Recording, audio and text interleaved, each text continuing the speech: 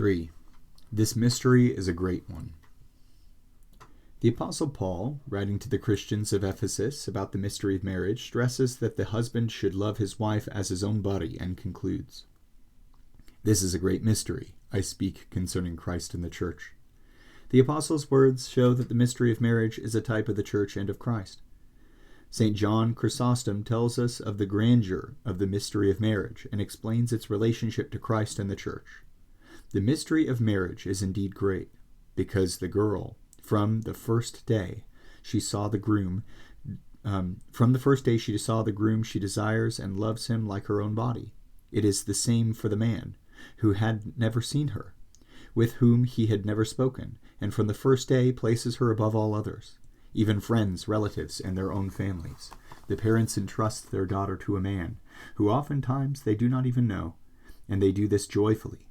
The Apostle Paul has all of these things in his mind, namely that these two people leave their parents and are united together, and that this joining grows stronger through their fellowship over time.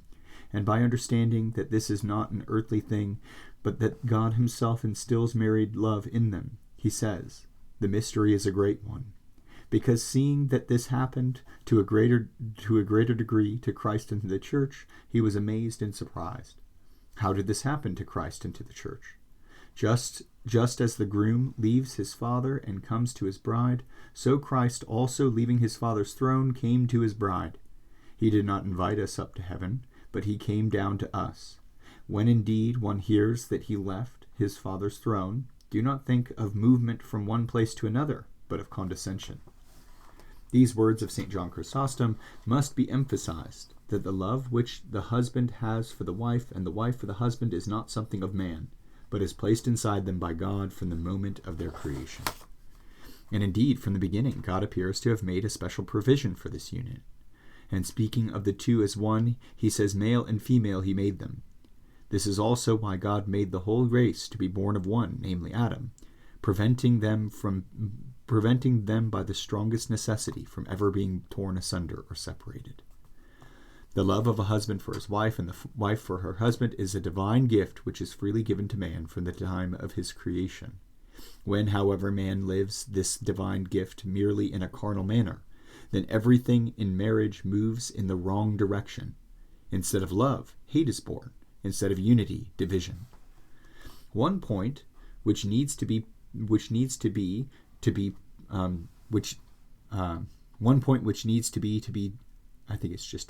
especially stressed relating to a couple's parents is their separation from the paternal home. The parents must joyfully accept their children's move to live with his or her spouse, and in every way they must help anchor the couple's love to the unwavering foundation which is Christ. A great deal of damage is done if either the newly married couple or the parents do not approach this great mystery as Christ desires, a common experience in our day. Through meddling by third parties, which is usually done with good intentions, families are divided and its offspring are transformed into tragic victims. Clearly, the newly couple plays a leading role in all of this.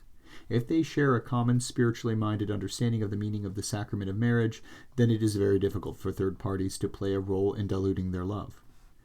Thus, it is important that from the very beginning, with love and respect to their parents and in-laws, that they do not allow them to interfere in the affairs of the family. Tragedy strikes when one or both members of the couple do not understand the meaning of the divine injunction which forms the basis of married life. Therefore a man shall leave his father and mother and cleave to his wife, and they two shall become one flesh. There are certainly situations in which parents actually observe the young couple making a major mistake and want to offer their help to correct it, and do so with every good intention. But they must intervene in the right way. For example, if a mother-in-law sees that her son-in-law is controlled by a destructive passion, i.e. gambling or alcohol, what should she do?